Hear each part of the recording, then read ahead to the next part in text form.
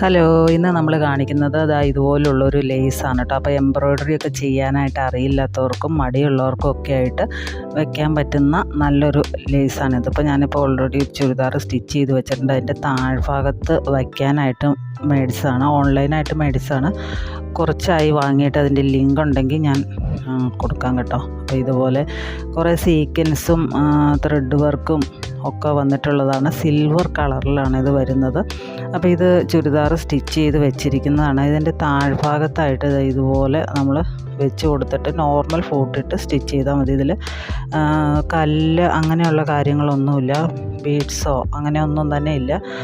മൊത്തം സീക്വൻസും ത്രെഡ് വർക്കുമാണ് വന്നിരിക്കുന്നത്. അപ്പോൾ നമുക്ക് സാധാരണ നമ്മുടെ ഫോട്ടിട്ടിട്ട് അതുപോലെ സ്റ്റിച്ച് ചെയ്ത് കൊടുത്തു കഴിഞ്ഞാൽ കറക്റ്റായിട്ട് അവിടെ ഇരുന്നുള്ളൂ. ഇത് നമുക്ക് സ്ലീവിൽ വേണമെങ്കിൽ അങ്ങനെയും വെക്കാം.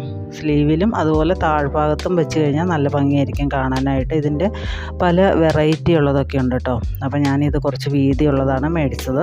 ഇത് കൂടാതെ നമ്മൾ ഒരു ഗോൾഡൻ കളറ് ബീഡ്സിൻ്റെ ലേസും കൂടെ വാങ്ങിയിട്ടുണ്ട്. ഇതാണ് വരുന്നത്.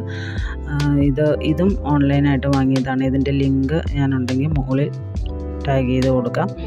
അപ്പോൾ ഇത് നമ്മുടെ അംബ്രല്ല സ്കർട്ടും അതുപോലെ തന്നെ നമ്മുടെ ബ്ലൗസിൻ്റെയൊക്കെ ബാക്ക് സൈഡിലായിട്ട് ഒക്കെ വയ്ക്കാനായിട്ട് നല്ല ഭംഗിയായിരിക്കും. സ്ലീവിലും ഒക്കെ വെച്ചാൽ നന്നായിരിക്കും. ഇത് അത്യാവശ്യം കുറച്ച് വലിപ്പമുള്ള ബീഡ്സാണ്. ഇതിൻ്റെ നമ്പറൊന്നും അറിയില്ല.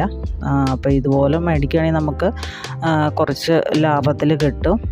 കടയിലാവുമ്പോൾ നമുക്കിതിൽ കൂടുതൽ റേറ്റ് ആവും. അപ്പോൾ ഇതിൻ്റെ രണ്ടിൻ്റെയും ലിങ്ക് ഞാൻ മുകളിൽ കൊടുക്കാം കേട്ടോ. അപ്പോൾ ഇത്രയേ ഉള്ളൂ. പുതിയ വീഡിയോ ആയിട്ട് വീണ്ടും കാണാം. Thanks for watching.